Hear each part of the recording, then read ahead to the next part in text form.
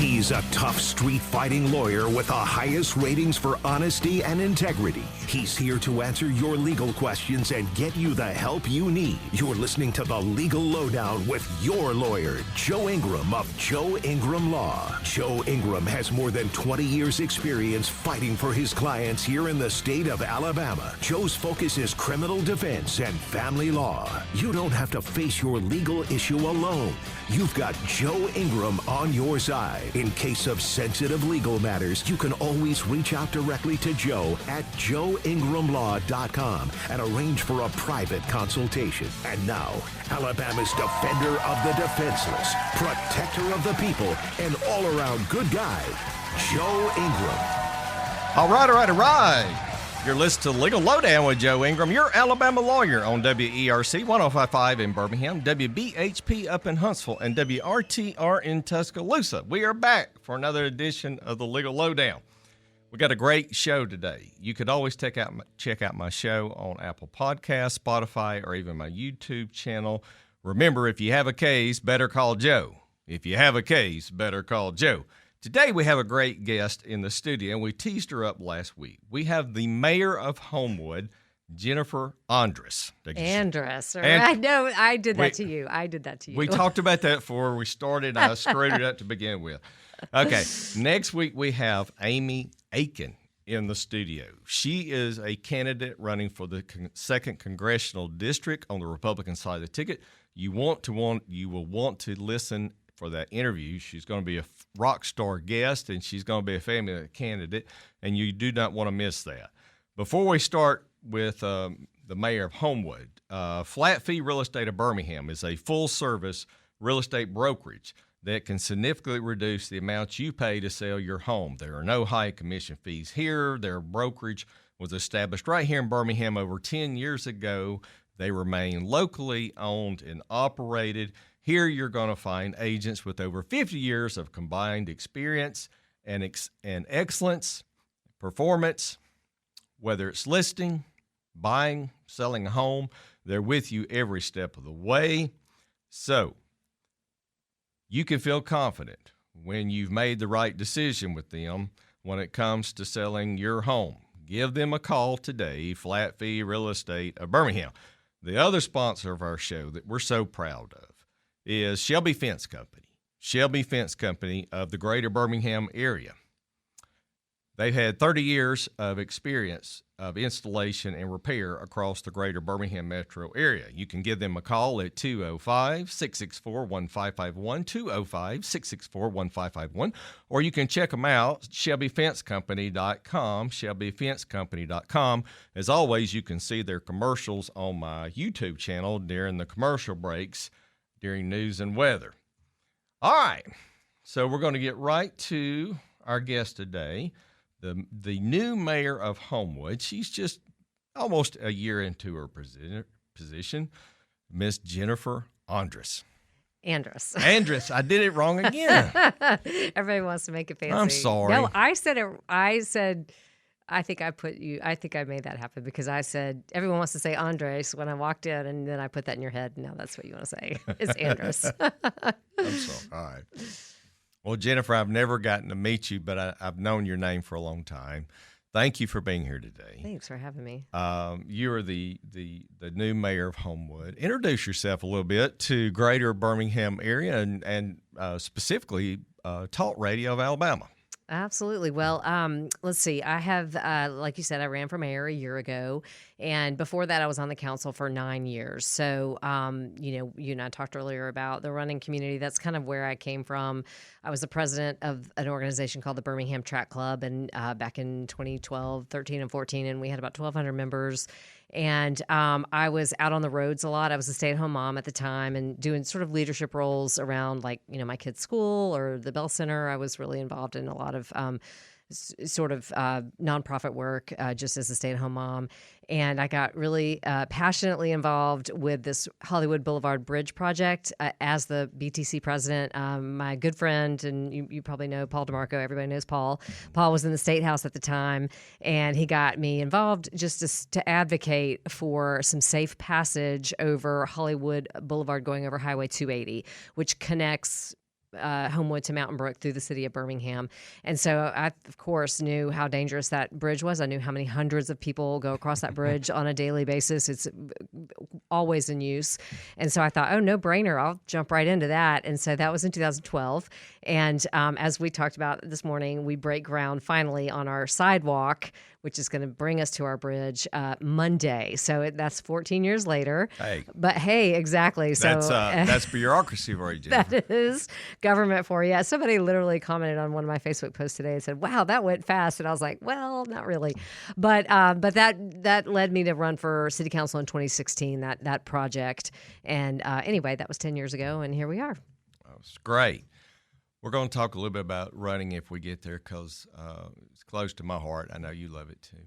But we're really here because we've been doing some mayors this summer. We've done a lot of political figures. You're the ambassador of the city now. Yeah. So let's talk about this first year as mayor. What has surprised you about the position? I know you were on the city council for 8 or 9 years, serving Ward 5. What has been a shock to you, and what have you thought this is more than I planned for, if anything? Sure. So, we've had so much change in the last year. If you may or may not know, or if you're following Homewood along, you may or may not know, we've changed our form of government. That took place in November when we all got sworn in. And before I was on the council, there were 11 of us. So we had 5 wards. We had 2 counselors per ward. We had a council president, and then we had a mayor. And we had the mayor-council form of government. So the CEO of the city was the mayor. Personnel fell under him. It had always been a man up to that point. So I can say him. The mayor handled the budget and presented it to the council, and then the council worked through the budget. But it was really, it was a completely different role than what I have now as the mayor and a council manager form of government. So now we have a city manager. So in 2024, we had been sort of advised and mentored through changing our form of government by the likes of someone like Steve Ammons, who was a county commissioner at the time, or Sam Gaston, who was the city manager in Mountain Brook at the time, who we all have wonderful relationships with.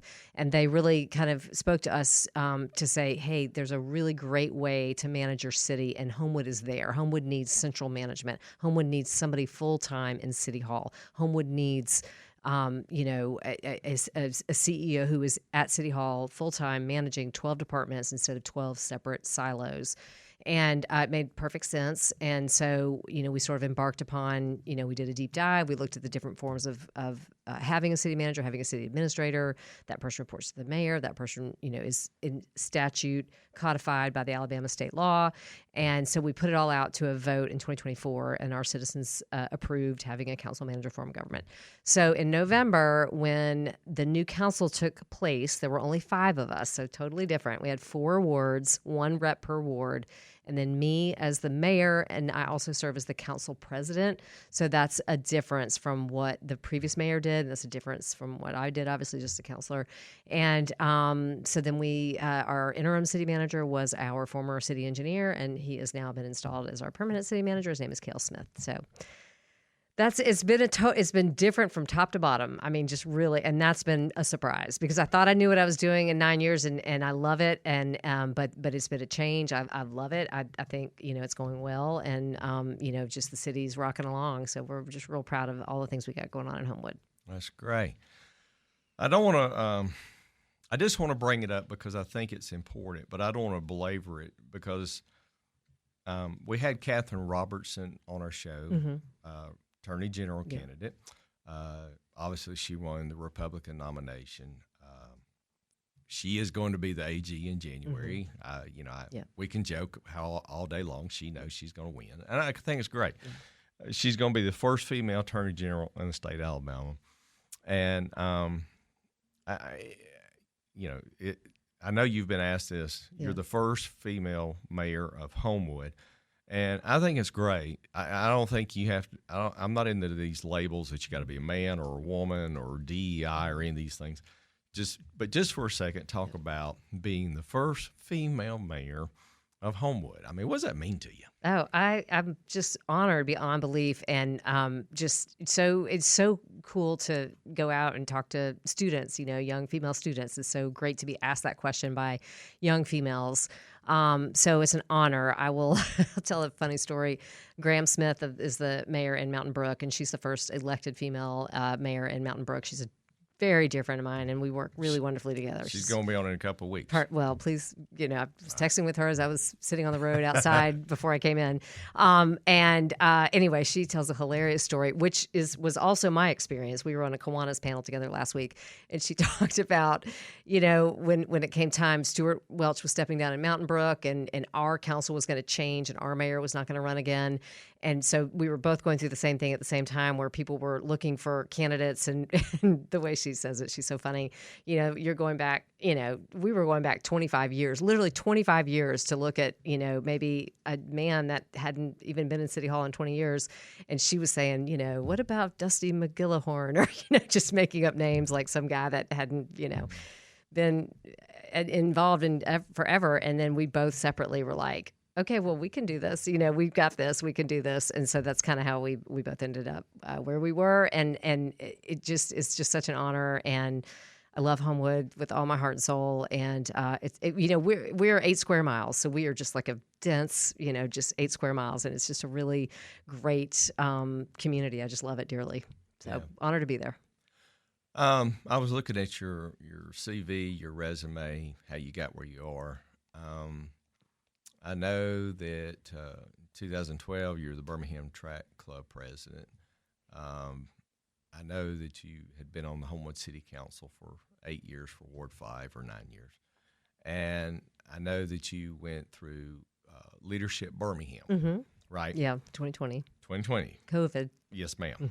So I guess my question would be to you, was this just a natural progression, or when you really started out being a city council person, did you envision yourself being here almost a decade later and being the mayor of Homewood? Or does that make sense what I'm asking you? It totally does, because it's 100%. Like, half the time I say, I can't believe it. It's so weird. And then the other half is like, this makes perfect sense. You know what I'm saying? Like, it's still so strange to me, but also it made perfect sense. If that, I can't explain. It's just like, it's either 50% of this or 50% of that. But I will say, let me say this. I have a really big personality. I'm always sort of, I'm a huge volunteer. Like, I'm always a say yes person. I'm always a, you say what you're going to do, you do it person. I get involved in things 110%. And I was at I graduated from the University of Texas in Austin, and I was a I was a school representative. I was a representative on the student government there. So, I get into something and then I get way into something. And so the cool thing about Birmingham, I think, is that you can get involved in anything that you love and are passionate about and find yourself in a leadership role pretty quickly. I mean, you say yes to something, or you show up for something, or you continue to be there for something. Next thing you know, they're going to ask you, hey, can you be in charge of this? And the next thing you know, and it just builds from there. I really do think Birmingham is unique, that it offers you that opportunity to really be involved as you want to be. So yeah, here I am. And the other thing too, I'll mention is Birmingham's unique in that we have 35 different municipalities. And so getting involved at the city council level with 11 people, you can either show up every other Monday night and, don't say a whole lot and then, not do a whole lot, or you can just get as involved as you want to get. And then next thing you know, you're finding yourself sort of at a county level working with other councilors across the county, which is something I did, which is something Graham did. We have an organization called the Jefferson County Council Coalition, and she and I both were presidents of that. So now you're working on sort of regional efforts, and then you see what could happen for our community. We all just really work together, not just be in these separate 35 different silos, right, but we really cooperate with each other. And I think what you're seeing with these sort of newer generation, kind of starting with Stuart Welch on mayors and councilors and, county commissioners and the Jefferson County Mayors Association. I mean, I think you're starting to see, we know it. if we can work together, what we can do for this region, I think is really powerful. And so, yes, it's weird, but also it makes perfect sense. I just can't describe it any other way. It is so weird sometimes. I still can't believe it. My son the other day asked me the funniest question. He is a recent college graduate, and I had been with Mayor Woodfin for something, and I mentioned it, and he said, "Is he our mayor?" And I went, "No, John, I'm your mayor." He was like, "Well, I know that, but I mean, is he like mayor of everything?" And I was like, "No." Anyway, that was kind of a funny little story. No, John, I'm your mayor. Your mom's your mayor. That's funny. Oh gosh. You throw me off just for a second. Hey, so really quick, for those listening out there to talk radio that's not familiar, talk just a second. Explain to the folks out there what Leadership Birmingham is about. Yeah. Oh, I loved it. Leadership Birmingham takes sort of a group of executives, government officials, and nonprofit leaders from across the county and puts them in a 12-month program where they start with an opening retreat, and you kind of do a deep dive into some of the challenges that you think you see, in the Birmingham area. And then you break off into small groups and you work on a small group project through the whole year. And then you show up one day a month, and it's a 12-hour day. It is intense as all get out. You are exhausted by the end of that day, but you really deep dive into all of the different sort of facets of what it means to live in Birmingham, Alabama. So they always start with education, and then they do economic development. They do a government day. They do a quality of life day. We actually had to miss that because of COVID. Usually they go to Bottega or something awesome like that. We didn't get to do that. But my favorite day was, I think it was called Community Day. But we started. We went to sort of different religious institutions around town. We went to the 16th Street Baptist Church. We went to the Civil Rights Institute across the street. We went to the temple down in 5 Point South. We went out to the mosque in Hoover. And we just learned, different things about different communities that live in our area that we serve. And that day was so powerful to me because we heard directly from Janice Kelsey, who had been at Kelly Ingram Park and had been arrested the days of, back in the civil rights, protests. And she's the most delightful, sweetest woman, and just to hear her, the story, but to really hear it. But the way it works throughout the years, it really ties everything together. Like you learn the history of our area, why we exist. We exist because there was a railroad crossroad. We were post-Civil War, so we're not on the river. We're not, on a port. We are at a railroad crossing, and then they found this iron ore that comes out of the mountain. Mm-hmm. And I'm on the Jefferson County Greenways Commission, so we manage Red Mountain Park. So to learn, we all live here. We live here in this area because of that mountain. Like that is the whole reason we live here. But then you learn about, the steel industry, and we've always been some sort of subsidiary. We've been owned like outside of the Birmingham area and the challenges that faces. I mean, it's really an incredible way to tie everything together. The best thing to come out of the whole thing, though, is the relationships that you build because you were in that class forever. So you forever have reunions. You are always invited to any Leadership Birmingham event, and then you meet people from across different classes, and then there's the whole joke about the best class ever. Everyone's got that joke. But it's an extraordinary experience. I'm grateful for it. Yeah. I think that's super. Okay, so we're talking with the mayor of Hoover. Mayor Homewood, excuse me. Jennifer, I have 100-hour weeks. I'm exhausted by this time. I understand. All right, we're talking with the mayor of Homewood. I apologize. That's fine. You're fine. So Homewood is celebrating their 100-year anniversary this year. Yes. Talk a little bit about that and what significant events have Homewood done to celebrate that anniversary? Again, it's just so cool. I'm just so grateful for the opportunity to be the mayor during the centennial celebration. I just really can't believe I get to be this lucky. But so our actual anniversary is in October, so we're really kind of building up towards October. But so far, we've had a just art display in our City Hall gallery. We had a authors night, Homewood Authors Night at the Homewood Library, just kind of some small build-up things. We just launched a 100-year tour. So if you go on our website, you can find all the homes that were built in 1926. Yeah. They're marked with markers, and you can find them on the map on the city website and go kind of take a tour of some of the homes that were built. So leading into the fall, we've got a big gala on October the 15th. It's going to benefit our Sims Garden, which is just this delightful little kind of paradise pocket over in the middle of very dense Edgewood. And I would be remiss if I did not say we have sponsorship opportunities. Our director of the gala would kill me if I didn't say that. We have a picnic, a citywide picnic that's going to be on October the 17th. We're going to have a film festival earlier in September on a Sunday afternoon at Patriot Park. And then I just found out, which I'm super excited about, from Representative Gary Palmer. I spoke with him earlier this week, told him his first home, he and his wife's first home was actually in Edgewood. And so we were chatting, and I said, do y'all do anything? Is there anything that you all do up in Washington, D.C. to sort of recognize a community that's been out there for 100 years? And he said, yes, we can pass, a resolution from the floor. And he said, would you like for us to fly a flag over the Capitol in your honor? I was like, oh my gosh, absolutely. And I want you to come back and present it to us at one of these events.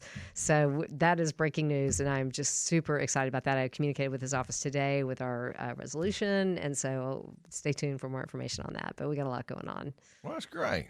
Broke a little news today. Yep, that is some breaking news. Okay, so I want to talk a little bit about the old Brookwood Mall. Oh, yeah.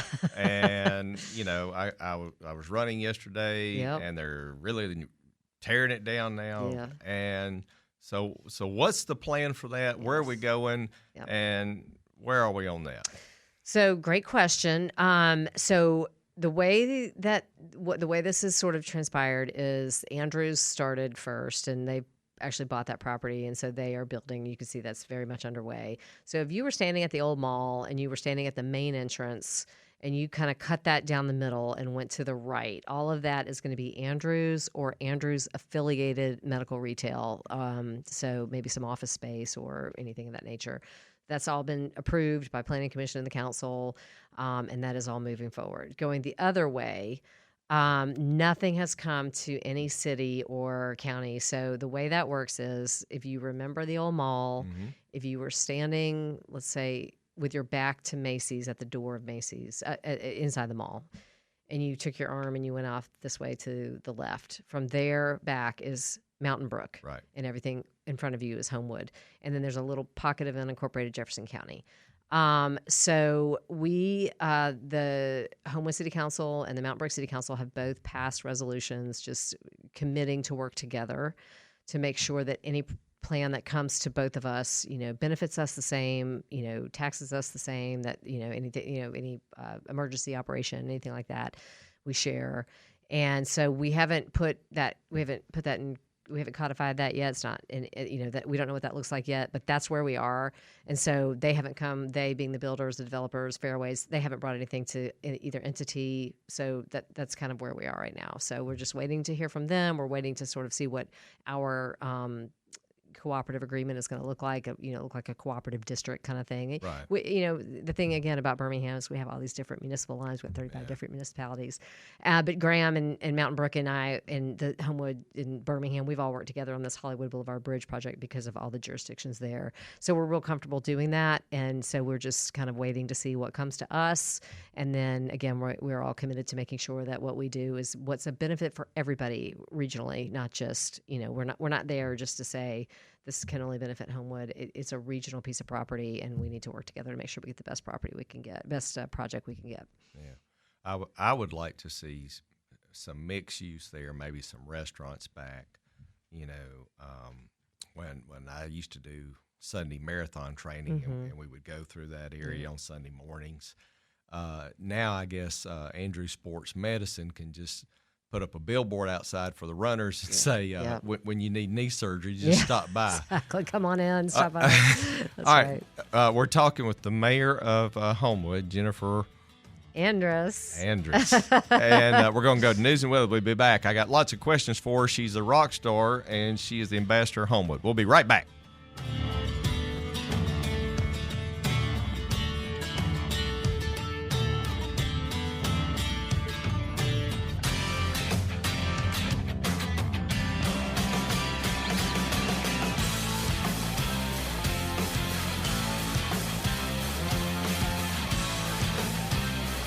You're listening to The Legal Lowdown with your lawyer, Joe Ingram. If you need confidential legal help off air, reach out to Joe at joeingramlaw.com. Stay tuned for more.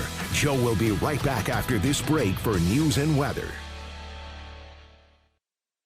You're listening to The Legal Lowdown with Joe Ingram. Joe is a 20-year veteran of the Alabama courts specializing in criminal defense and family law. If you need a private legal consultation, email Joe at joeingramlaw.com. And now, welcome back to The Legal Lowdown with Joe Ingram. All right, we're back for the second segment of the first hour of Legal Lowdown with Joe Ingram, your Alabama lawyer on WERC 105.5 in Birmingham, WBHP up in Huntsville, and WRTR Tuscaloosa. We are having a fabulous conversation with the mayor of Homewood, Jennifer Andress. Woo, you did it. I did it right because she prompted me during the break about 25 times, and John's sitting here staring at me going, Joe, I'm going to hit you over the head with a hammer if you don't get it right one time. I'm really stupid, Jennifer. No. I know. My husband's a lawyer. I know you put so much brain power into what you do, when you're practicing law. I understand it. Well, thank you. Okay, so we have to talk about the Piggly Wiggly site. Yes. I'm watching the progress as I go by every week, and you just informed me during the break. The old days, the storefront was facing Highway 31. Correct. So explain for the audience how it's going to look, and my big thing to you was, Jennifer, there's no parking. There's no parking. So the store is turning 90 degrees. So the front door is going to face the CVS. Okay. And right in front, there'll be parking spaces right in the new front, right? And then to your right, there's a huge empty lot that's been back there. You just didn't know it was back there. And so that's where the main parking is going to be. But there will be parking spaces up front, too. A main thing that happened was this allowed them, they're adding about, I think, 10,000 or 15,000 square feet. Wow. And so I used to know the number off the top of my head. I apologize. And then they also, the silver that you see on top of the roof, that is just decking. Because we've had some folks mention, hey, that's blinding. And we're like, that's just decking. So shingles are coming. So that's not, if you're coming down from 31, that's kind of been bright. And then we are doing a tunnel project. What we're really excited about is the way that they took our community into consideration, because we have so many families that go and wait for their kids on the other side of the tunnel. And so they're adding green space for them there and seating, which is so nice because it just used to be a side parking lot. And then we are doing a beautification project on that tunnel, which as a runner, I know you've been through that tunnel many times, but you're going to see that kind of stacked stone entrance like you see in all of our parks. And so it's really going to tie in, and it's just going to be a really lovely project. And that should be done by the time school starts. The tunnel should reopen. Okay. Do you know the time frame on the completion of the pig? Should be the fall. Yeah, it was originally going to be August, but I think we're looking at the fall now. I don't know exactly when, but that's what they're saying now is the fall. So yeah, and I think they're doing a little facelift at Cameron's Corner too. So Cameron's Corner is owned by the same folks, and that's where the old UPS store was, and the dog spa. And the do-it-yourself crafts is all right there, and Hunter's Cleaners. Anyway, I think they're getting a facelift, so I'm looking forward to seeing what that looks like as well. Well, that'll be good for the shopping Christmas time for the pig to be back. Yeah, we're ready. Okay. I'm ready. I drive by there all the time. I know. So we got to talk about this for a second. Savage's Bakery. Yeah. Okay. So, don't want to get too much into it, but there was a family lawsuit, and the father of the owner said, hey, I'm going to shut down back. I think it was March or April. I think it was March. And so everybody panicked that last week. Yeah. I really think they did this for money because my wife said, Joe, I want you to go by Savage's one day and get some cookies because they're closing Savage's. Well, I get there after I left court about 11 o'clock, and the line was down the street. Yeah. Jennifer, I literally stood in line for 3.5 hours for a bag of cookies. I believe you. And John, sure enough, after they closed the store 2 weeks later, it reopened magically. New ownership. Now, yeah, exactly. I'm glad Savage's is back. We are too. I mean, I'm sure you were inundated. People were out there crying on the street like, they'd never seen another. John, you'd think they were selling heroin in Savages, but they were selling sugar. Cookies. Yeah. It just as addictive. Yeah. Well, I will say I heard that someone had driven up maybe from Mobile. So I know they are very beloved and a Homewood institution. And what I love about this story, and I don't know anybody personally in this story, so I don't know anything, but what I love about it is the guy that actually purchased O'Cars, which is also a very long time beloved Homewood institution. Yeah. He's the one who stepped in and bought Savages. So I love that he has stepped up and immediately injected himself into Homewood by buying two of our most beloved institutions. And I love me a chicken salad plate from O'Cars. So I love still being able to go in there. So, well, the thing about Savages for me is, Christmas time, all I can think about is my little cookies, my Christmas cookies.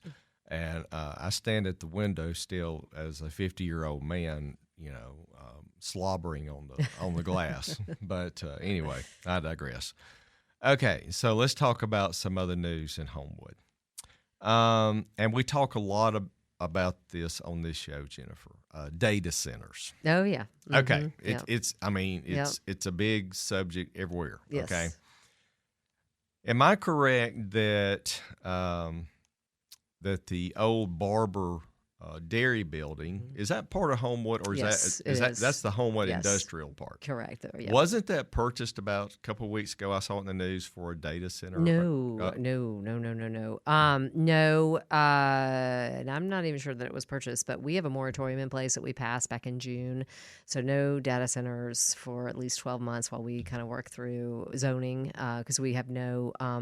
The issue is that there are so many cities that our zoning codes aren't to date with what's going on technologically. So, for example, if they were to come in, they would just come in under, light industrial zoning, and we would have no way to sort of monitor that or sort of control our. I don't use the word police, but we were just sort of wide open, exposed.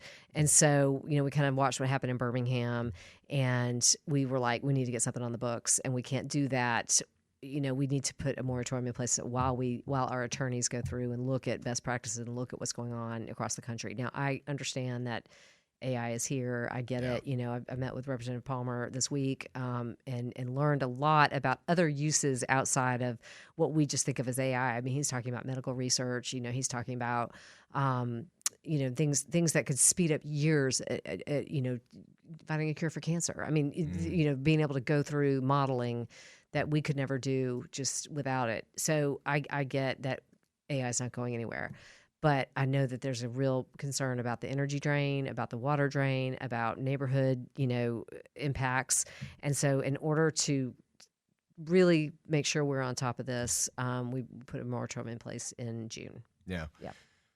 And I think this falls into the category of Birmingham, but it's right on the door of Homewood. Yeah, it is. So there was I believe there was a swath of land. I think it's roughly 79 acres over there near Wildwood. Yes, it's past Red Mountain Park. Yeah, it is past Red Mountain Park. Okay, yeah.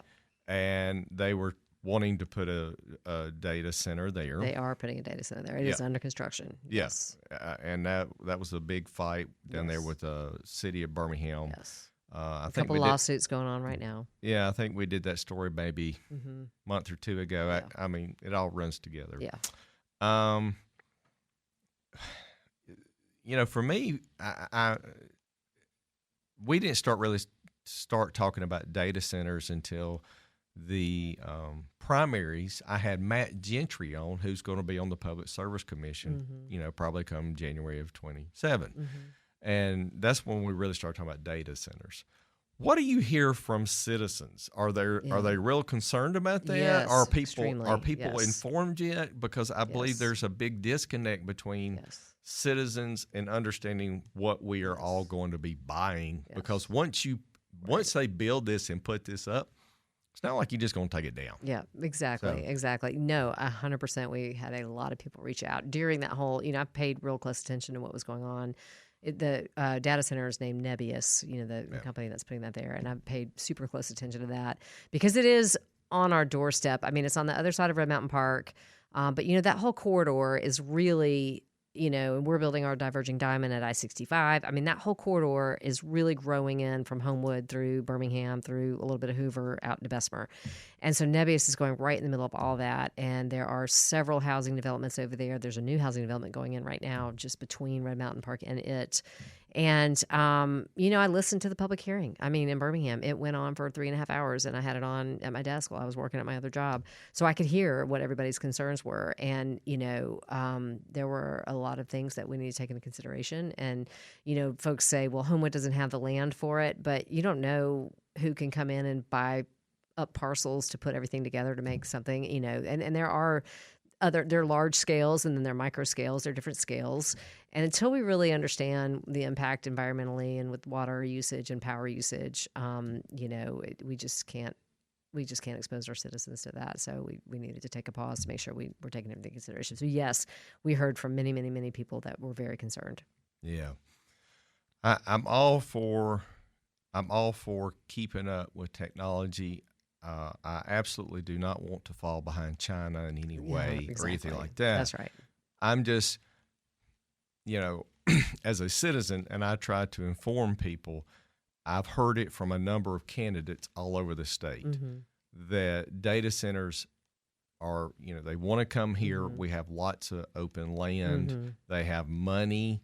And when they throw money at municipalities or counties or whatever organization it is, people go, hey, there's one down in South Alabama where it's going to be $6 to $8 billion.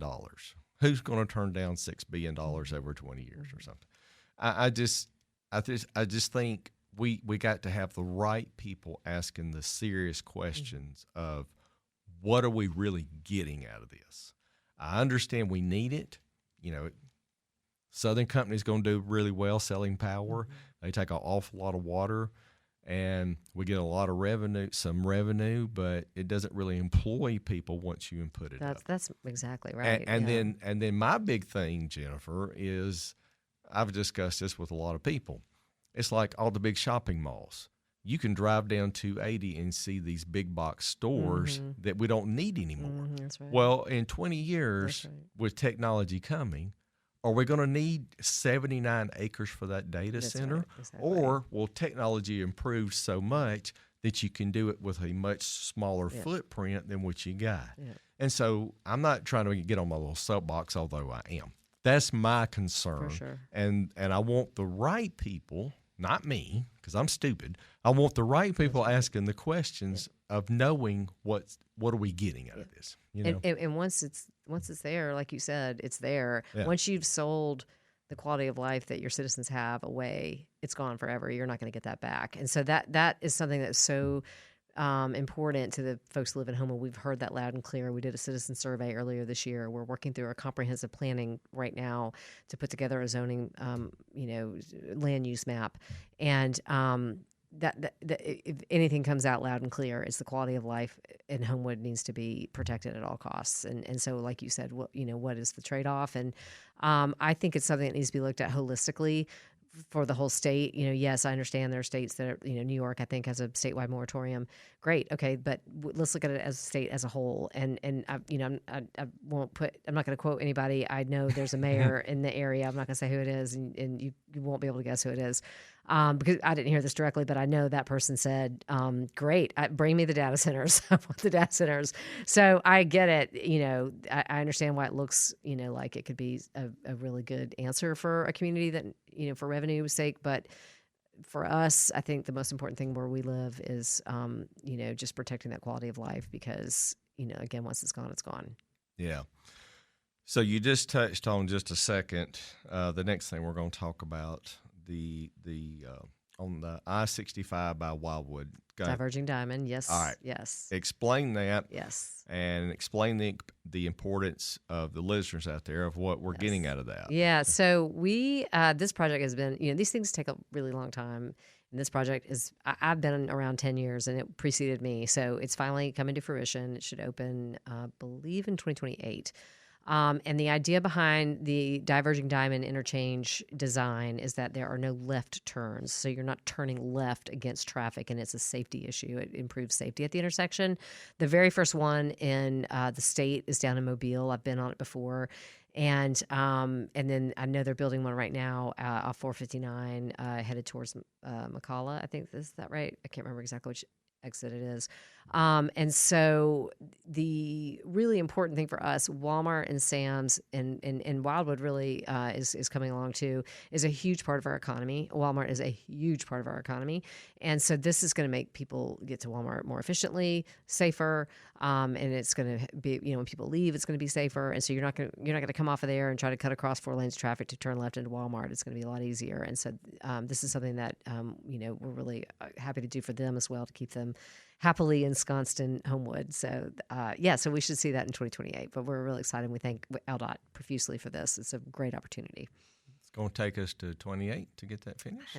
I think so. I think that's what I heard the other day. I saw Alabama Aerial Photography did a whole sort of drone overflow or flyover, and they said, I think they quoted it as 2027, and LDOT came on there and corrected them and said 2028. So it's underway right now. And they are, to be honest, they're moving quicker than had planned. So maybe it'll be sooner. But you know what? It's almost 8 months into 2026. So the time flies.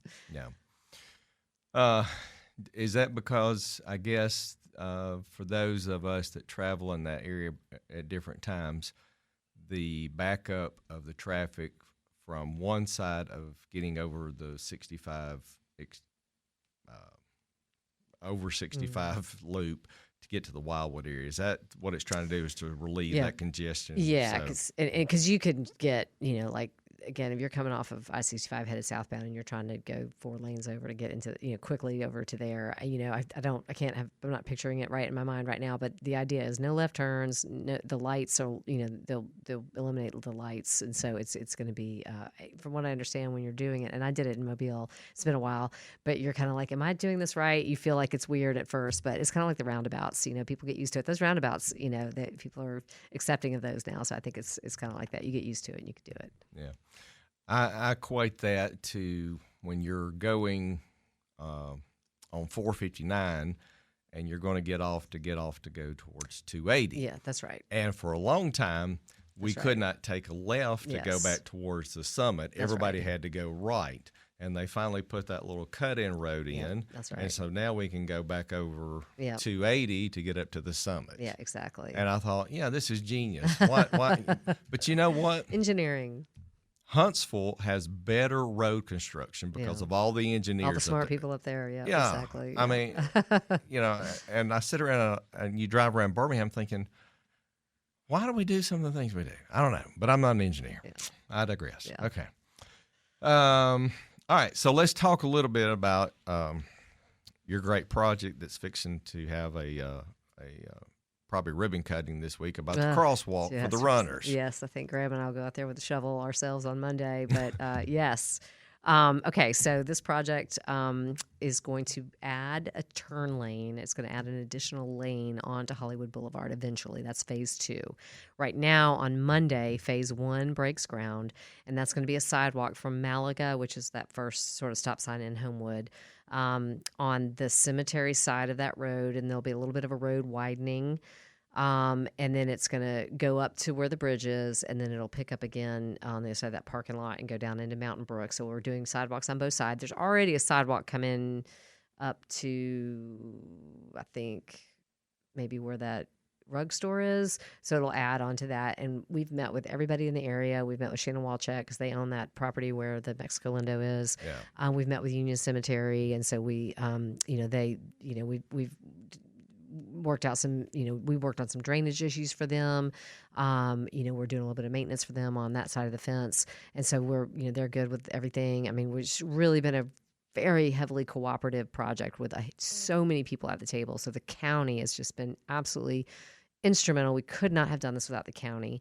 All of our elected officials, all of our state representatives and state senators have all put in discretionary funds over the course of the last, 8 or 10 years.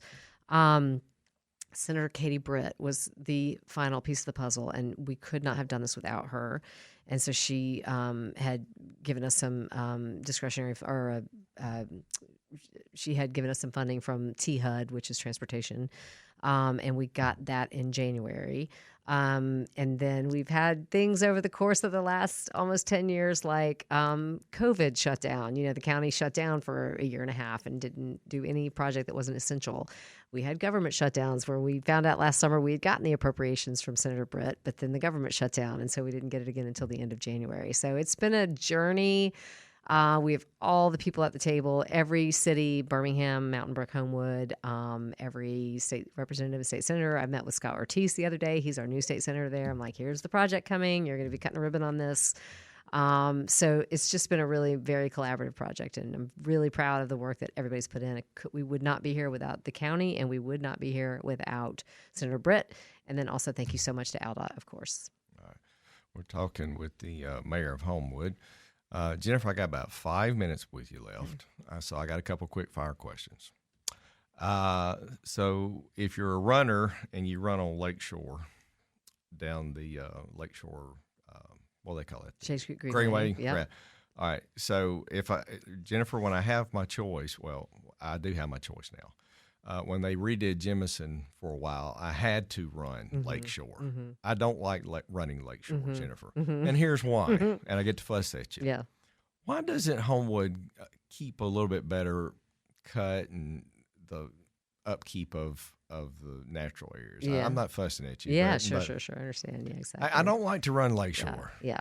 Explain it to me. Well, have you run on our new section, by the way, from Green Springs towards Birmingham, towards Wildwood? Have you been on that section? I have not. I would invite you to go. It's just gorgeous, and it really is. You don't even know you run under I-65.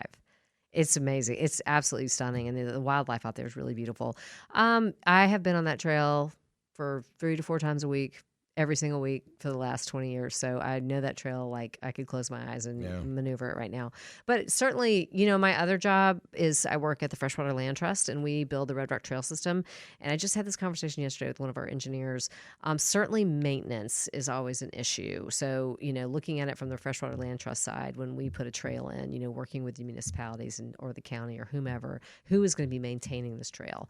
So definitely it is a challenge. We definitely, do our best, and certainly let us know if there's something specific. But that Jemison Trail is gorgeous. I mean, it is absolutely beautiful. I know it is. So I love it too. I run on it every week as well. It's beautiful. That's my daily run. Yep. And then the thing about Lakeshore is under that the bypass. The flooding area. Yeah, exactly. That's why. So it is. It's actually designed to do that, because that is a floodplain, and so it is actually designed. It does take the overflow. It is actually designed to do that. And then if it's going to rain again the next day, then they may not come out and clear it right away. Yeah. I will tell you, they were out in force yesterday clearing, kind of right where the target is. That's gotten a little shabby over there, so we were working on that. But I certainly, Jemison's beautiful as well. I do love it so much there. So we were talking before the show, races. Yeah. And you said you may talk a little bit about, we lost the Mercedes Marathon. What's the scoop on a marathon coming back? So the aforementioned Paul DeMarco came to me and Graham a year or so ago and said, let's try to do something, in Homewood, Mountain Brook at that scale. That Birmingham has lost a really seminal, weekend event opportunity to bring in people from across the country to run a really grade A race in Alabama. There's a great one in Huntsville. There is one in Birmingham, but it was not on the scale of the Mercedes. Nothing will replace Mercedes. Mercedes was just the best. And Jeff Martinez, one of the owners of the Track Shack, is one of my dearest friends. And so, you cannot talk about running in the city of Birmingham or Homewood without talking to Jeff Martinez. So we brought Jeff on board, and we started meeting with Gene Hallman. And so we're having those conversations now. Now, what is it going to look like? I don't know. You and I talked about running over the mountain. That is a challenge for people if you're trying to get the casual runner and running over that mountain. Look, I don't like running over that mountain either, and I'm not a casual runner. And so it may not look like what we thought it was going to look like when we first started having these conversations, but we are having those conversations, and we're hoping maybe to put something out there in February. If not, it will be the next February, but because we'll want to stay on that same old weekend back in, mid-February. So we are, the conversations are being had, the right people are at the table, and, we all know that we miss it greatly. We really do. Yeah. It's an opportunity when we had the Mercedes Marathon to showcase Birmingham. For sure. People were coming here to win the Mercedes. Yeah. But it was really a time to show off what we have. Yeah. And I loved it. Yeah, same. It was a special time. And, going all the way back to when you mentioned Scott earlier, Scott Strand running, and when it was the marathon trials. I mean, what an opportunity. I was kind of getting into the running community at that time, but just what an incredible opportunity. Yeah. Okay, well, Jennifer, our time is about up, and it's been a wonderful interview. And I wish you well as the mayor of Homewood. I know you're going to do great. Thank you. Thank you so much for your time today. Well, thanks for having me. I appreciate it, and come see us in Homewood anytime. All right, we'll be back after the top hour of News and Weather. Thank you. We'll be back.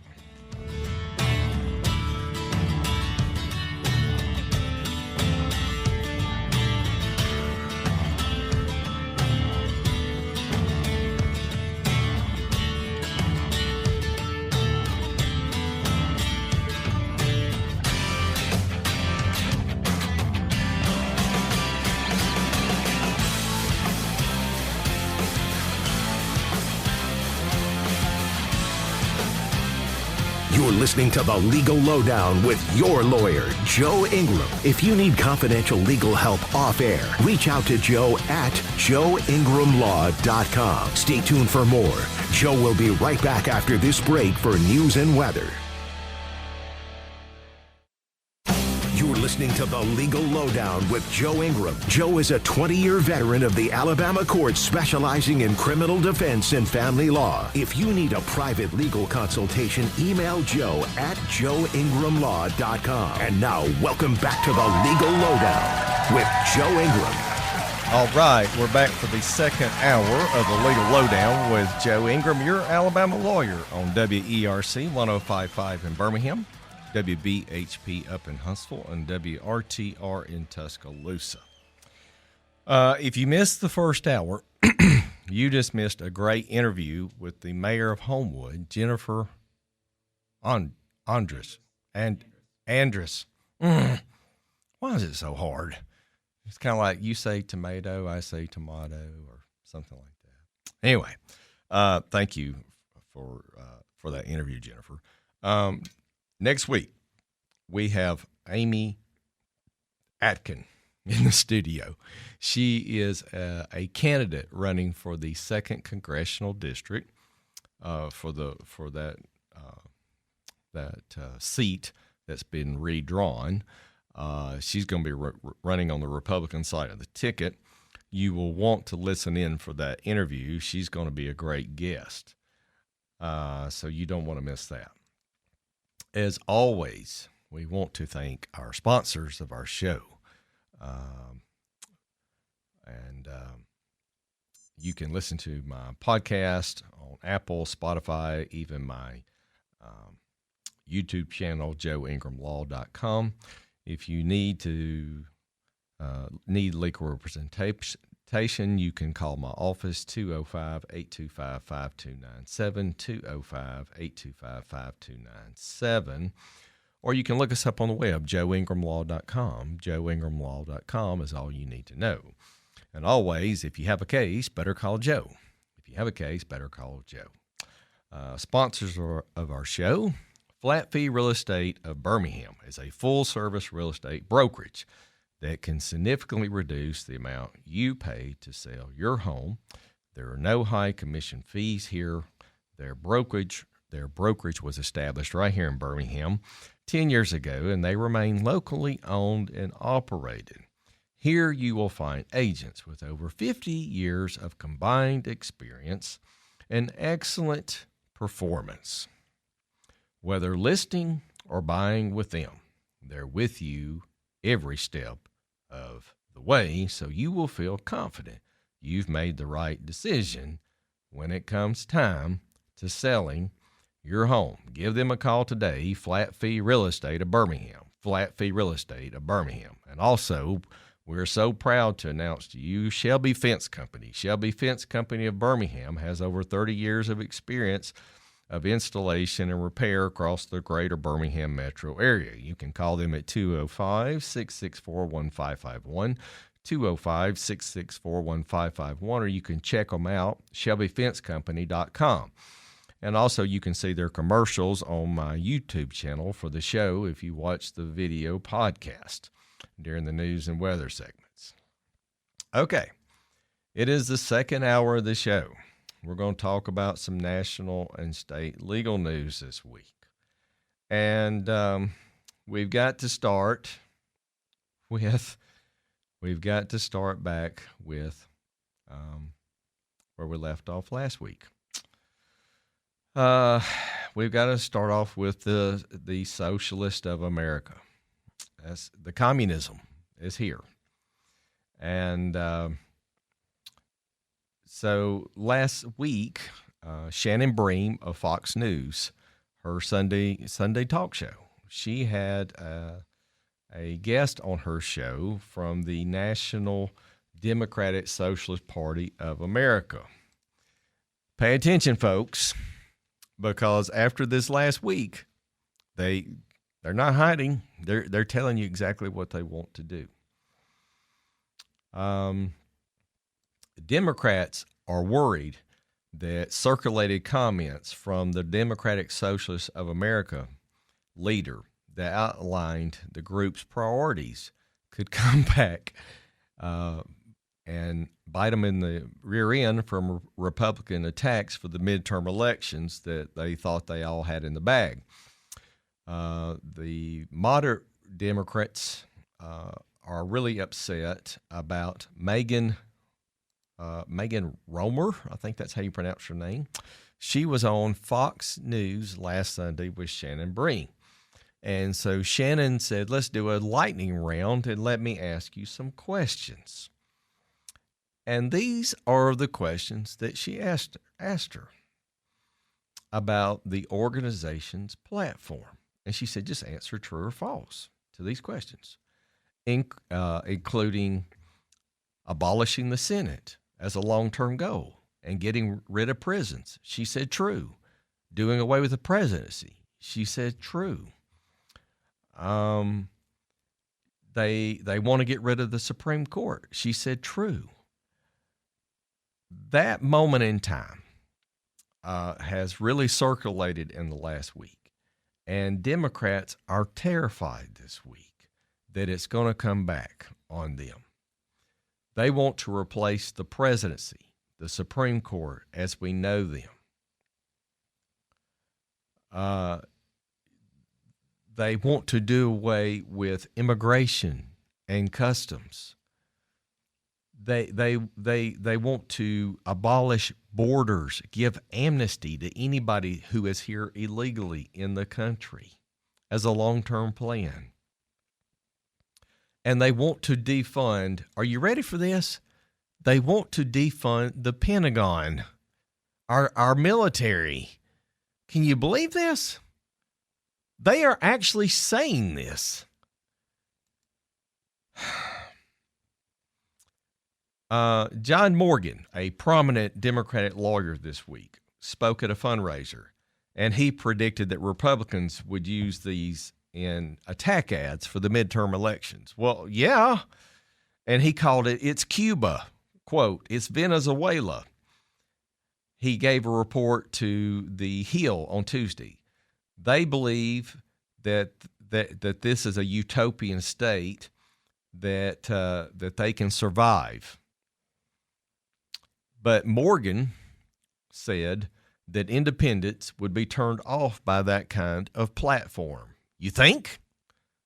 You think you'd be just a little bit turned off about getting away with the president, do away with the Senate, let's get rid of the Supreme Court. Oh, we don't need any prisons. We don't need any police. We don't even need a military to protect our country anymore. This is everything that we've built. You want to get rid of all of it. You think that's going to work? I hope not. Anyway, he went on to add, quote, the crazy thing is we built this democracy and I've been saying this forever, based on capitalism and all the freedoms, we built the most impressive government in the country in the history of the world until this point. And now we're talking about dismantling it all, quote unquote, according to Morgan. This is crazy talk.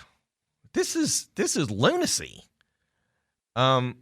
If you are not really in the news and you're not listening to this stuff, you need to wake up and smell the coffee. Man, these people are serious.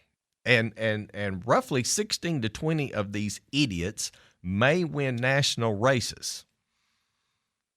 My goodness. This last week, James Carville, I talked about him last week. He has a big podcast. He is beside himself. He said, if this is what we've signed up for, I want out of the Democratic Party. Why can't they change their name? Why do they call themselves Democratic Socialist? Just call yourself the Communist Party. That's what you are. Whew, man. And then this week, it came out that that the candidate for the Wisconsin governor race, are you ready for this? Her name is,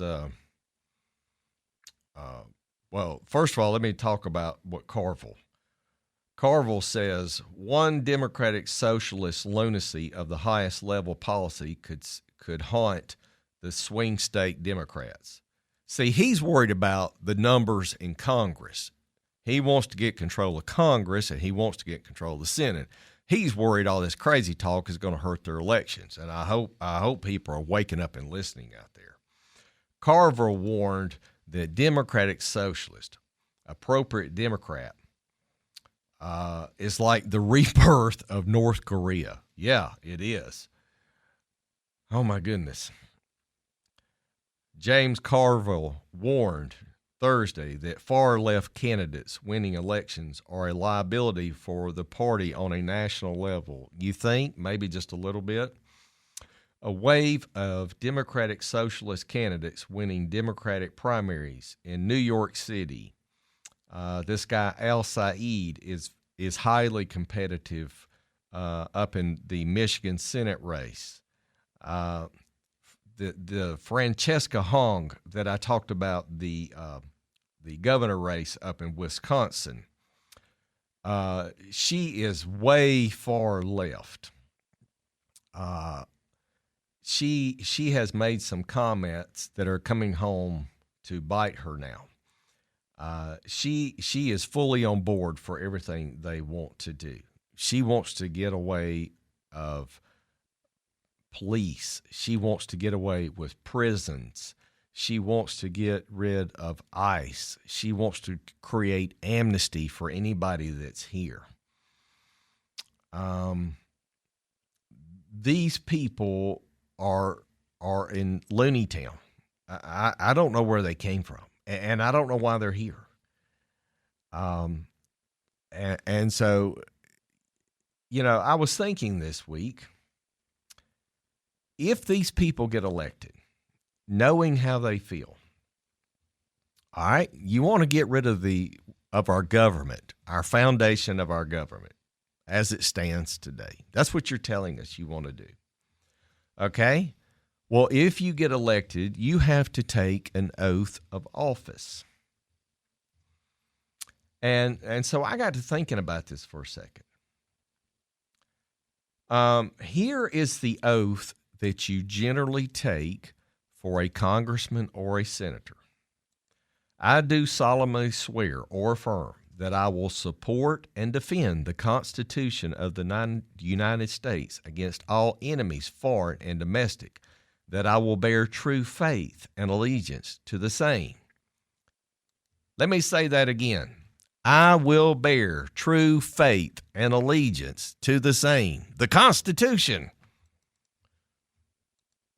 That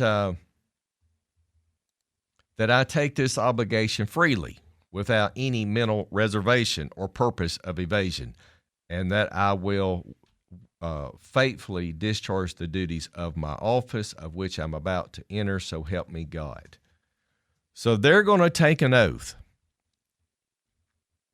pledging their allegiance to the Constitution and to defending our way of life, knowing that they're telling you they want to destroy the Constitution as it stands, as it's written. Article 2, Article 3, Article 1, Article 4, Article 5, Article 6, 7, 8, 9, 10, which are called the Bill of Rights. That is what they want to destroy. If that does not scare you, and I am not talking about the sky is falling, I'm telling you, if that does not scare you, I don't know what will. These people have made comments that we deserved 9/11. We did it to ourselves. You know what? The greatest democracies that's ever been built, Rome, killed itself from within. We're going to do it to ourselves again if we are not careful. I just hope people wake up. I really do. I'm really concerned about this. I'm telling you, this whole issue of these socialist communists that want to do away with everything and everything's going to be free. And they've even said that the government is going to own corporations that are on the stock exchange. Are you kidding me? We're going to take publicly traded companies away from the stockholders and the shareholders, and we're going to give them to the government, and everybody's going to own them, and everybody's going to get a percentage of it. No, that is not how capitalism works. If you really, really love this country, you need to stand up right now and take a stand, because the moderates in D.C., people like Chuck Schumer and the House of Representatives leader, what's his name, Jeffries, they're not coming forward and saying, you know, we don't agree with any of this crazy talk. This is not what we want to do. They're not saying that. What does that tell you? They just want to appease everybody they can to get as many votes as they can to get back in power. That's all they care about. Where is their allegiance? Is their allegiance to the United States, to the Constitution, to the way of life we have? Or is it just to have power? It's just to have power for them. That's all it is. It's just to have power. Okay. There was a big story this week. It just came out Thursday. There was a father who had given his son an AR-15 in Georgia, and the young man was a school shooter. And the father was sentenced this week for the first of its kind of a murder conviction. Prosecutors argued that Colin Gray ignored his son's deteriorating mental health and issues and gave him access to a gun, an AR-15. Colin Gray, the father of the Appalachia High School shooter known as Colt Gray, was sentenced Thursday in court over in Atlanta to 15 years in prison, and the judge scolded him, and he rightfully should. He said that he had failed as a parent by ignoring the warning signs of the child for the 2024 school massacre. The young man that committed the mass murder, he pled guilty to all 55 counts, and he got life in prison without parole. He's a juvenile, and he's never going to see the light of day for a crime that he committed, and he should. He should be in prison for the rest of his life. The problem here for me is that the father did not see the warning signs for his child and his mental health issues. The judge scolded him and told him that you totally failed as a parent. You didn't see the red lights going off, and you should have stepped in and done something to help your son. There's been another case like this. I think it was up in, I forget the state, where the boy took the gun to school and both parents got charged with manslaughter, and I think both of them were found guilty as well a couple years ago. So these are serious issues. When you're a parent, you got to watch your children so that they are not a danger to themselves or the community at large. So that was a major case this week that I wanted to talk about. And so that brings me to something I want to talk a lot about today, about criminal law. We live in a very different time. We live in a very different age. We have cell phones. We have the internet. I grew up, we had none of these things. I'm so fortunate at the time when I grew up. It was so basic. We had 3 TV channels until I was a teenager, and we got cable. And if you wanted to use a phone, you had a home phone line, or you went and used a pay phone. And if you thought you were really important or somebody, you had a beeper or a pager. Yes, we actually had pagers back in those days. It was a great time to grow up in America. And now we have all this technology. And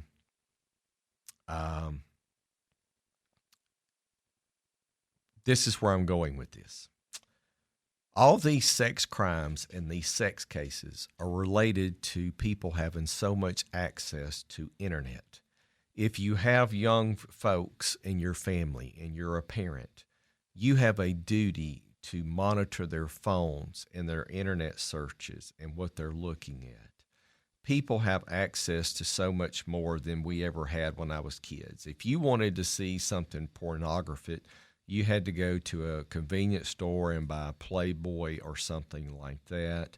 Now, children, all they have to do is Google it, and it's out there, and it's scary. I've had a number of new cases in the last few weeks, and people have looked at stuff either on Twitter or something like that, and then they transmit it through an app called Snapchat. A lot of young people like to use that, and they think that it goes away right after they send the message. Well, no, it doesn't. It's still there. The digital fingerprints, if you will, are still there of what was transmitted. And so as we get ready to embark upon a new school year and parents, your kids get phones and things of this nature, please be hyper vigilant in monitoring their phones and their cell phone activity.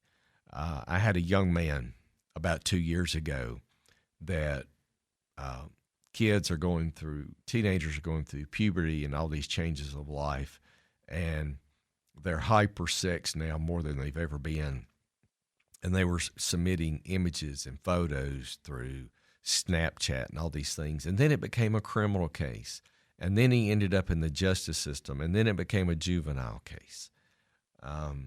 So I'm just asking you to really pay attention. And then that leads me to my next point that I always talk about to mostly men. If you are a male and you start dating a female that has children, and you start living together, or you get remarried with another person and they have young children, they may not like you. You have to be very careful. If a child makes an allegation against you in any way that you have sexually hurt this child or harmed this child, the police, the DHR, they have a duty to investigate these claims. They're going to call them in. They're going to look at every case seriously. They're going to interview them. Here in Jefferson County, we use the Prescott House to do interviews. And if they find any reason to believe that there's merit that you have committed a sexual crime or offense, you are going to be charged in state court. And here is where I'm going with this. And even if you are totally innocent and a child makes an allegation against you, and you get arrested, you may lose your job. More than likely, you will lose your job. You're going to be crucified on social media, Facebook, Instagram. It may affect where you live. It may even affect if you get out and can defend yourself on bond while the case is pending. Under Aniah's law, they may hold you until the case is over. I had a case this week where somebody's being held in jail and they can't get out and make a bond to defend themselves. So you got to be very careful when you're around young folks, and it doesn't even have to be when you live with them. If you are a coach, if you are a sponsor of cheerleaders or volleyball players or whatever the activity is, Boy Scouts, you put yourself in these positions to be around young folks and kids. You've got to protect yourself at all costs. You can't be their friend. You have to be the adult in the room. Don't be their friend. Be the adult in the room. You can't be both. There has to be a distinct line to protect you and to protect them. You're not their buddy. You're the adult in the room. I say that to protect yourself. I have a number of these cases right now. It is very important, and it takes a long time to work through these cases after they start. Okay, that segment went really fast. We'll be back after news and weather for the final segment of the week. Go back and listen to the podcast, to the interview with the City of Mayor Homewood, Jennifer Andress. I'll be back.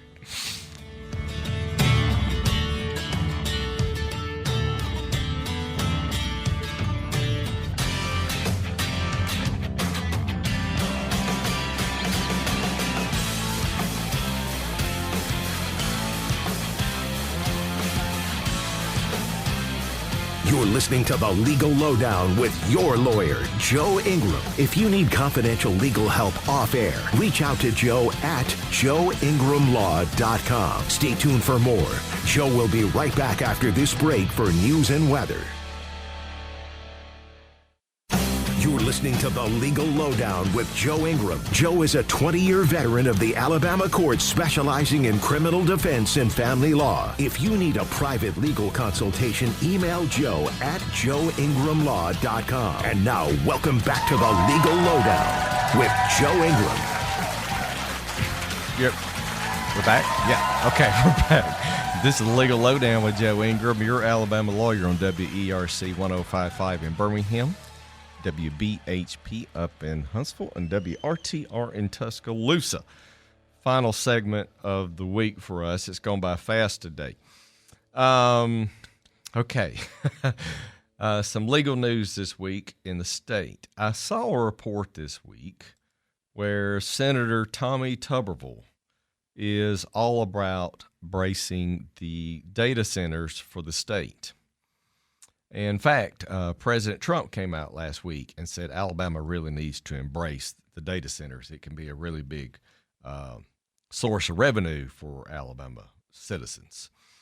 And I say this as a citizen, not as a conservative. We are being treated like cattle. They are just talking down to us. And I say this as a conservative person that I consider myself a neocon conservative. This issue about the data centers and keeping up with technology, in no way do I want to fall behind as a society to China in any way. I do not. If you heard the interview with the mayor of Homewood, if you've heard me talk for a number of weeks about data centers, this is a huge issue right now, not just in Alabama, but in every state in the union.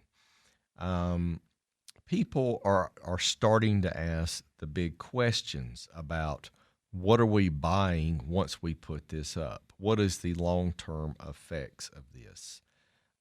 It's not just about collecting money. Alabama Power, Southern Company, is going to make a lot of money for selling a lot of power. The water system is going to make a lot of money for selling water to cool this. I saw a report this week, and I have Southern Company stock, so I'm kind of glad in one way. Southern Company made $2.5 billion this quarter. They are already up 14% in profits this year. So I'm great that Southern Company is making a lot of money. It doesn't really affect my stock, and it really doesn't affect my dividend price because they only go up. They raise a penny up every 2 or 3 quarters on my stocks per share. So, it doesn't really affect me that way. But the issue of the data centers, this is the issue that we need to really think about. It is just big rooms of concrete and fiber that uses a lot of water and power. And yes, they're going to buy the land. And yes, they are going to spend a lot of money to build it. And they throw money at you. And they say, well, you're going to get some revenues every year for property taxes and things of that nature. But it doesn't employ a lot of people once they put the facility up. And for Tommy Tuberville, he is about to probably be the next governor of the state of Alabama for all intents and purposes. And here's the issue, and I'm probably going to get crucified for this. Even if he is the governor of Alabama, he's probably not going to be in the state 7 days a week. It'd be real easy to get to Santa Rosa Beach from Montgomery. It's just a hop, skip, and a jump in a plane. And after he finishes 1 or 2 terms as governor, then he'll be on Santa Rosa Boulevard for the rest of his life. He won't be here when all the data centers are put up in our state because we have these pockets of areas. I think Fairfield bought a data center because they needed revenue. Some parts of the state need it more than others because they need money. They need money desperately, and they'll take it however they can get it. This is an issue, and I don't have all the answers, and I don't know all the questions. I'm not smart enough. We need people that are engineers and people that study these issues. We need to be asking the right questions before we put up these huge data centers that take up lots of land. There was another story this week down in Mobile where they're talking about building a multi-billion-dollar data center down in the Mobile area. And it's a roughly $6 billion to $8 billion data center in the Mobile area. Residents were asking lots of questions. They wanted more information. They wanted more guarantees. They want oversight of how this thing is going to be built. And there's another proposal being considered in the Stockton area, which is down in Baldwin County, that has a lot of land. Baldwin County is, I think, landmass-wise, is the biggest county in the state of Alabama, and it goes all the way from the top of the county all the way to Gulf Shores and Orange Beach, Baldwin County. And the thing about these data centers is once you've built them, it's not like you can just take it down and say, oh, we made a mistake, take it down. No. If you spend $6 billion to $8 billion on a contract to buy something, you're going to be stuck with it for 20 or 30 years, if not longer. And what's all the long-term cost, and what are the repercussions for us? So, I'm a conservative person. I want the best for us as a country. I want to keep up with China. I'm just saying we have got to slow down and start asking the right questions about the data centers. And I've said it before, and I'll say it again. I really think they've had this planned all along.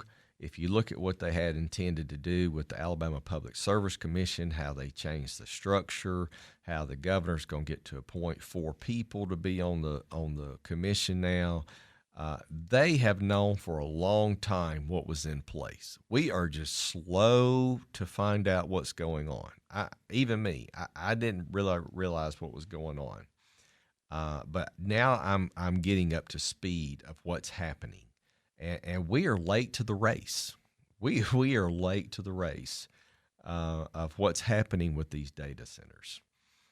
So educate yourself and ask your representatives about what we're getting into with these data centers and the issues and the questions is all I would say to you out there that listen to our show.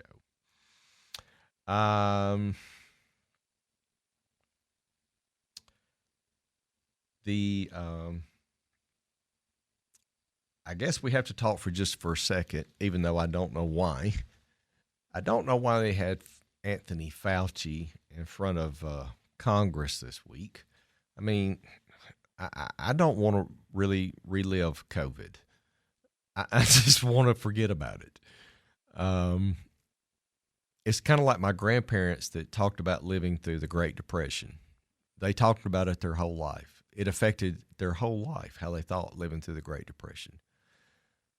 People that grew up with polio until they found a vaccine talked about polio. I've lived through a housing crisis. I lived through 9/11.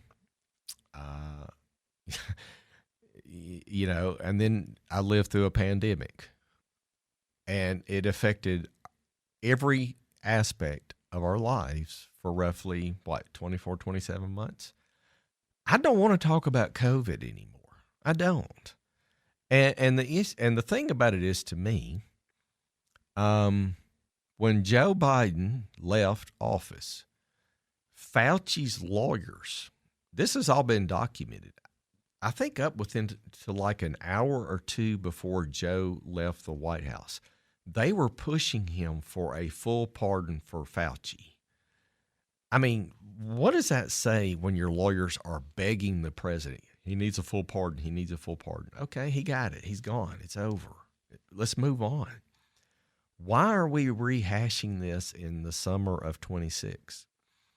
There are much bigger issues that Congress should be addressing right now. One is the Social Security issue that's coming in 2032. Another big issue is dealing with our federal budget, dealing with money for the Iran war, trying to put the U.S. attorney in place. And oh, by the way, Tom Tillis and John Cornyn, who are leaving the Senate because they hate Trump. Cornyn came out this week and said there is no way he's going to vote for Todd Blanche to be the new U.S. attorney of the United States. So all these senators that are leaving that have grudges against Trump, they're not going to do anything to help him before they leave at the end of the year. And there are bigger fights to be had than having Fauci come up there. And I think, didn't he take the fifth 111 times? 111 times you said you take the Fifth Amendment? How many times can you ask somebody the same question? What's his name? Senator Hawley was asking him stupid questions. What's the color of the carpet in front of you? And, just crazy questions. He wasn't going to say anything. So why are we doing this? It was a waste of time to me. I don't get the point. And now they're going to vote, I think, next week to hold him in contempt of Congress. Okay, big deal. How many times have the Republicans held people in contempt of court and it's gone nowhere? Former Attorney General, what was his name? Eric Holder, the IRS agent that I can't stand. What's her name? Oh, my goodness. They let her off the hook, that she was targeting Republicans. Lois Lerner. John's so much smarter than me. John is like, man, John, you're brilliant. They just let her off the hook, and they had her all the way. Republicans, we're not true believers. We don't go all the way when we have the goods.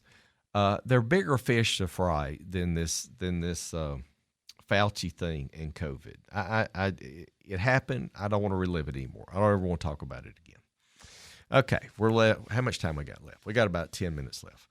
I want to give you my parting thought of the week, because this was given to me 2 weeks ago by a friend of mine, and I didn't get to talk about it last week. But I think this is really great, and it speaks to people that love to run and that are runners. So if you'll bear with me just a minute, I want to share this with you. I think this is great. Before we get out of here. Okay, for all my runners out there, you're going to love this. Final thought for the week. This is really good. I read this 2 weeks ago. Um, it was about a person's childhood and their father. And the young boy was made to get up every morning and run with his father at 6 in the morning. And at 18, the boy left home and cut off and had no contact with his father for 10 years later. He came back with an envelope, and it said, every morning at 6 a.m., you made me run in the rain and the snow. We had to get up and run, and the boy hated it by the alarm clock, even in the cold. And so he left home. Never called, never had any input at all. And one day, the boy put a note in the father's hands when he came back 10 years later. And it said, every morning, same routine, same time, the empty space next to him, the father said was louder than any argument. And so the boy comes back one day, knocks on the door at 28. He gave his father an envelope. The father opened it, and inside was a photo, and it was taken of the boy, and on the back of him was a picture of the boy crossing the finish line at his first marathon. And there was one sentence, and it went something like this. I hated every morning. I hated you for it, the life that got hard, and then I realized you didn't teach me to run. You taught me that I could keep going, when everything in my life wanted to stop and got hard. The father looked at the photo, and he looked at his son, and he didn't speak, because the thing that drove his son away was the thing that brought him back to him at the hardest lesson, that he didn't feel loved. When it happened, sometimes you only understand at 28, at 6 a.m., what it meant to him as a child and then as a parent. So when you are a parent and you do things for your children, sometimes they may not like us for it, but they'll appreciate it later in life. I wanted to get that in before we got away for the week. Some divorce content for the week. I've had a number of divorce consults this week, yes, even in August. And it's rare that a divorce client leaves my office after a case that they are not given a book on some material that I try to share with them, because I'm trying to help you get to the next phase of your life or your journey, whatever it's going to be. And so this is some information that I shared with a divorce client this last week.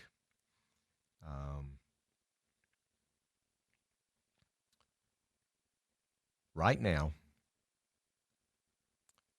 I can't help but think of you and the reason why you're doing this. Sometimes I think of giving up. Honestly, I'm so tired, but I know you deserve better. I will stay strong for you when you read this, and I hope the worst is over. I hope you are a little happier, and I hope life is treating you better. You deserve so much more. I promise I will do everything I can to give you a better life. Imagine writing this letter to yourself a year later. And so finally, you come back and you read it, and this is some information from a poetry book, and I'll tell you the name of it, that is really good information, by Alex Aubrey. Alex Aubrey.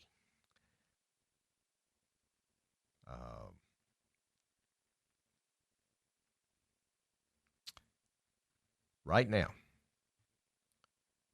you have to claim that you are your own hero. You get up for things. They're pretty rough right now. I can't help how they are. You are the reason why I'm doing this. You have to say this to yourself. Sometimes I think of giving up, honestly. I'm so tired. But I know you deserve better. I will stay strong for you when you read this, and I hope the worst is over, and I hope you are a little happier out of this, and you treat yourself so much better and what you deserve. I promise I will do that, everything I can to give you a better life. Imagine writing this letter to yourself a year later when this is over. Finally, ready to begin again. That is from the poetry book entitled by Alex Aubrey. That is good content that I give to divorce clients. And second, sometimes it's about the other day. I choose to let go. I choose to release the people who no longer choose me. I choose to let go of the ones who made me question my worth. I choose to let go of what no longer feels safe or kind or loving to me. I choose peace. I choose to start replaying the same hurt in my head. I choose to open myself up to joy instead of hiding behind the pain. I choose to believe that even after the scars, the beauty and the growth happen. Today, I choose to stop hurting myself. I choose to distance anything and anyone that drives me. I choose to be free from the pain that I kept holding on to. I choose to give myself some love and give away to the love that I give to others. I choose to welcome instead of carrying sadness. I choose to open my heart instead of building walls to hide behind. And I choose to accept my flaws and let them teach me how to grow and choose to courage. I choose to say what I mean. And sometimes what you have to say is no. Sometimes you have to say no to people and put up walls and boundaries and keep them out of your life. I choose to honor my time, my energy, because your time is your greatest and most valuable asset that you have. You choose healing. You choose to forgive yourself. And I say this all the time, come down off the cross and forgive yourself. The past, you choose to protect your spirit. You move forward with your strength. Today you choose kindness for yourself. You choose to stop blaming yourself for the past. You choose to stop carrying the guilt that was never yours, and you choose to be gentle with your healing. Calm down, come off the cross. I always tell my clients to excel, to walk away from negativity, to free yourself from old hurts, old stories that you've kept telling yourself in your mind. Learn to love yourself again so that you can be a better person.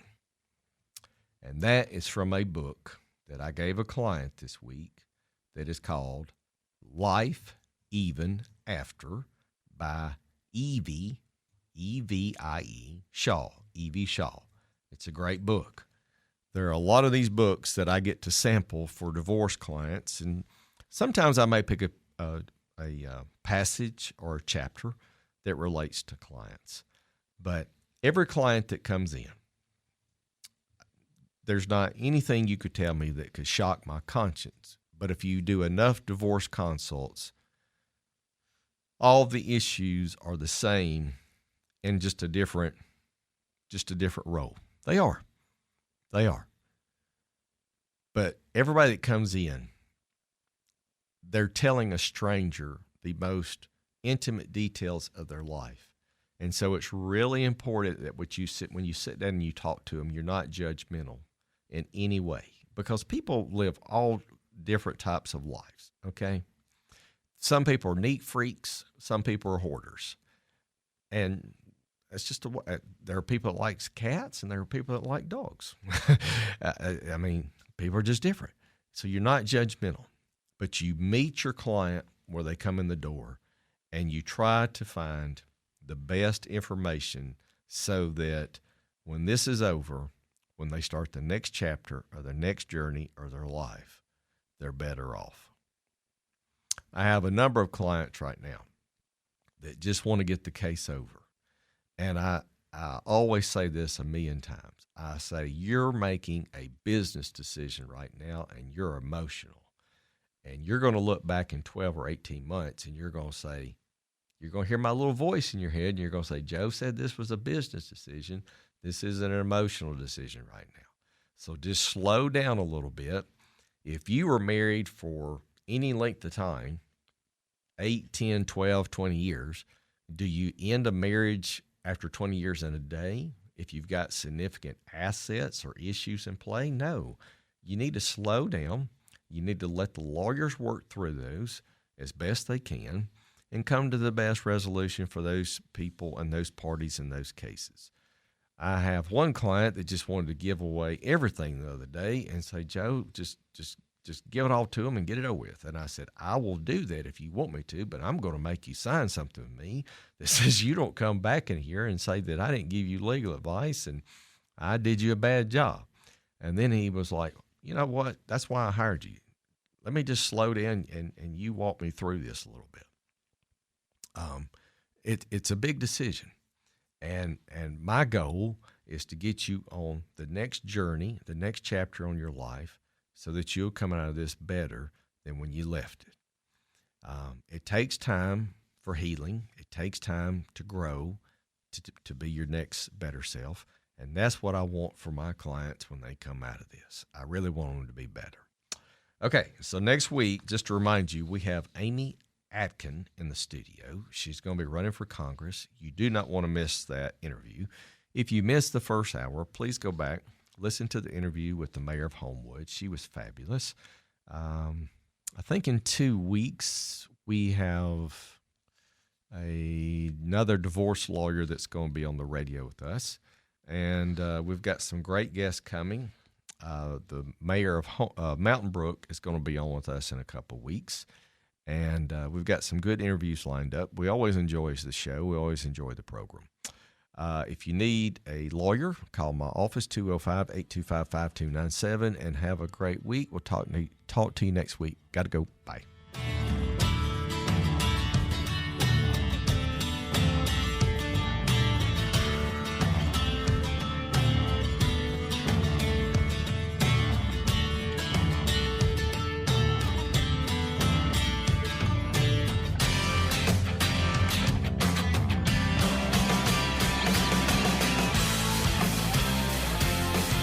Thanks for tuning in to the Legal Lowdown with your lawyer, Joe Ingram of Joe Ingram Law. Don't forget to follow Joe's Legal Lowdown podcast on iHeart. If you need a private legal consultation, reach out to Joe on his website, joeingramlaw.com. Tune in again next Saturday for the Legal Lowdown with Joe Ingram. No representation is made that the quality of legal services to be performed is greater than the quality of legal services performed by any other lawyer.